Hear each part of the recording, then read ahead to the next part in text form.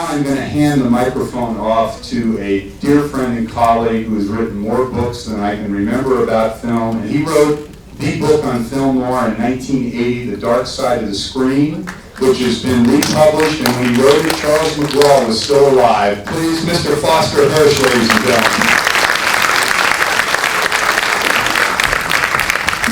How many of you have seen A Hatful of Rain? How many of you are seeing it tonight for the first time? Oh, almost everyone. Okay, good.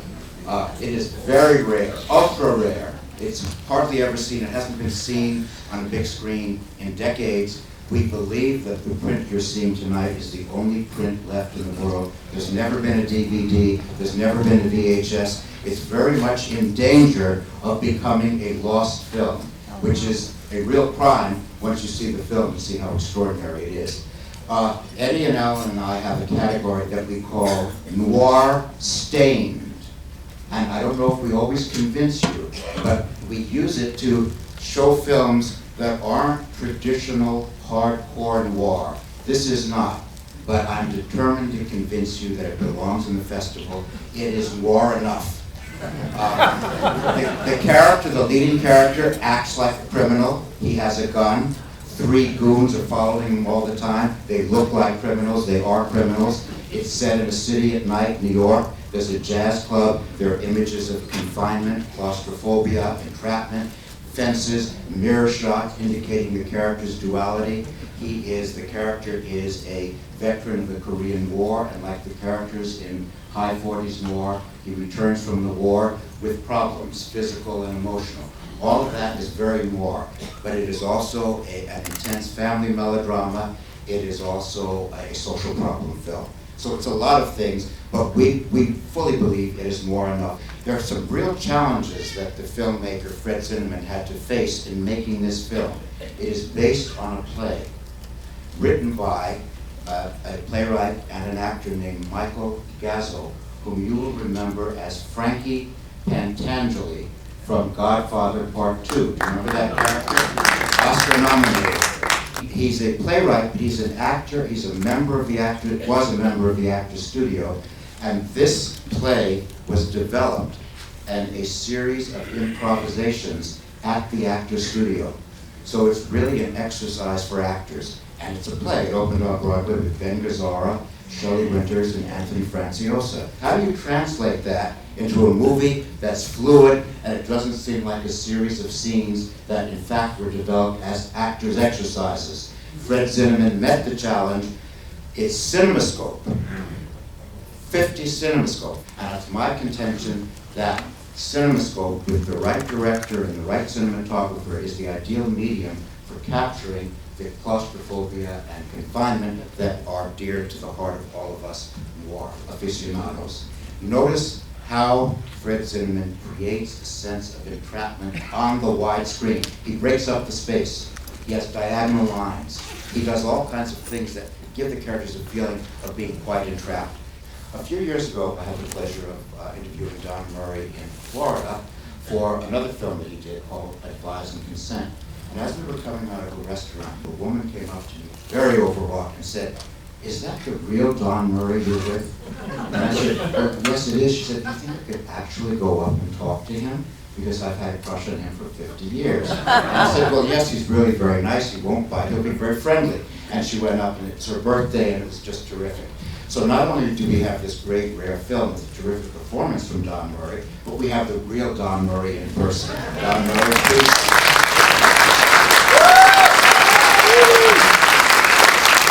Your first film, you all remember Bus Stop? Oscar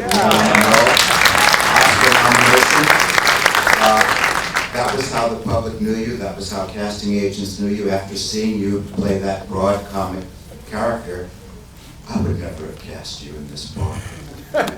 How did you get it? They didn't cast me in the part. It's funny, I was on the set of Bus Stop, and opening week when we shot all the rodeos, sequences out of Rio Rodeo down in Phoenix, Arizona. And the head of the studio, Buddy Adler, came on the set and he said, "Don, I just bought a play for you, a Broadway play." And I said, "What was it?" He said, "What is it?" He said, "Hatful of Rain." And I had seen it on Broadway. He said, and I said, "Oh, gee, that's great." And then I did two other films before that, and then it came time to do that film, and it came time to meet Fred Zinneman. So I met Fred Zinneman, and he was like, I don't know, he was like a superhero, like a baseball player. He'd be the DiMaggio to me, because he was such a great filmmaker. The Computer Eternity, the series. High Noon. High Noon. He was great. So I wanted to see him, and he said, God, I'm happy you're going to be in the picture, and I'm happy to be doing it, and I think you'll make a great polo. And I said, well, I maybe so, but I don't want to play polo. I want to play the dope addict. I want to play Johnny. And he said, well, everybody takes it for granted that you're going to do the comedy part. You're going to be polo. And I said, I know. That's why I want to do Johnny. So he said, well, you can play whatever part you want. So that's how I wrote Johnny. So he wasn't quite sure that you would be right for it. Oh, no, everybody assumed that I was going to play the comedy part. Yeah. But Fred Zinneman played that part on Broadway. Yeah, that's right. They were going to hire somebody else. So to do, because they only cast him and Henry Silva, who played Mother. Yeah. Was also on Broadway, but everybody else was different. Yeah. So he didn't see you in the part. No. Now, once you got the part, what kind of preparation did you do? Well, Fred and I... Now, you're an actor, you've never done drugs. No, You didn't. no. Fred and I went to New York, and we spent a whole month in doctors' offices and prisons and on the streets, and we studied dope addicts. Just every day, we studied the dope addicts and talking to dope addicts and seeing them there active. I saw them in hospitals. I saw them in withdrawal and doing just exactly what that guy went through on the screen. Like curling up like that and holding his stomachs and going kind of crazy like that. So I had all that to see, and I had that to draw on to make it real. But it wasn't acting from the neck up. I mean, something you embodied top to bottom. Well, you can't, you're playing a drunk. You can't get drunk. You can do it for one scene, but you can't do it through a movie. Playing a dope addict, you don't take dose, but you do sense memories of things that were to you what that might have been to him.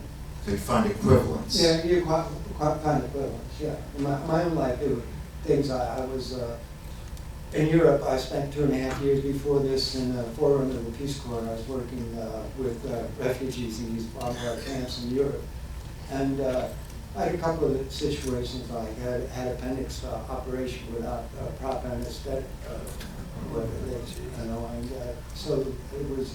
I had felt excruciating pain in that area, so that's what I recreated for myself. I mean, it's so vivid, one feels the physical torment of the character. Well, I'm glad. I can't watch this picture without just, without getting very emotional about it, but I don't get so emotional about Johnny as the family. Mm-hmm. And this is, as I was studying these dope addicts, people would say, what do you think about the dope addicts? I despise them, to tell you the truth, because, they were suffering this pain, but, you talk to them and you say, I know that they talk about, needing to fix and how awful it is, and well, what happened to your family? Well, my mother, she committed suicide, and just devastation to their family, but all they could think about is their own pain. And that's why I could play the dope addict, but as I watch it, my sympathy goes to the family. It just kills me when I see Polo with Sylvia, with your wife. Those things just tear me apart. So that's the way I feel about it. What kind of background did you provide for the characters getting addicted?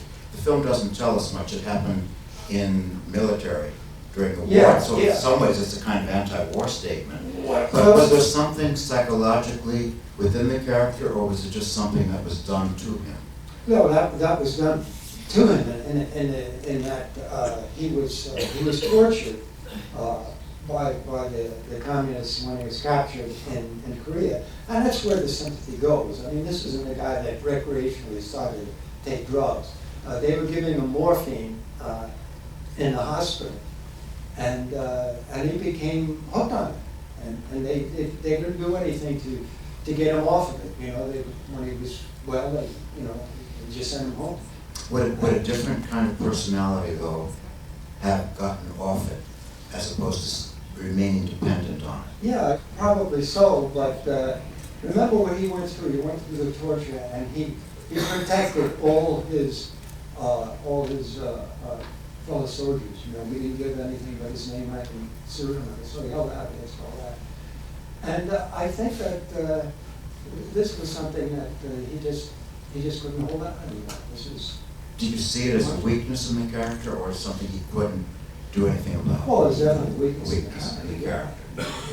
You know, I had never taken drugs. When I was for another hospital, I had a melanoma operation in the hospital, and they gave me medicine, and Jesus, it was wonderful. It was fantastic. So I never asked them what it was. You know, because it's something I never want to ask for something like that. You know? But I can understand somebody falling into that, because it does give you such incredible relief. And especially people who say, well, you know, this is the last time I'm going to do it. Next time I'll get over it. Like he kept saying, when my father leaves, you know, then I'll get over it. So you understand the psychology of the addict? Yeah, yeah. Does it make sense to you why the character cannot tell his wife the truth? Of course, if he did, then there's no play, but does it make sense that he can't tell the truth? He can't admit it? Yeah, because he's too ashamed. I think he's keeping that fantasy that the next time he's going to be able to go with polo and kick it. He had kicked it before, and this time he's going to stay off. But I think that's what he keeps. But he's terrified about speaking the truth. Oh yeah, He can't say it. He just couldn't And say then it. that wonderful moment at the dinner table, which comes as a surprise, when you because I know you were shocked when you just announced, I'm a junkie. Yeah. But you can see the character preparing to say that. And what's great about the film, did you notice there are no close-ups in this film? It's all medium shot, long shot, and group shot. And filmmakers don't film that way anymore. They give you close-ups all the time.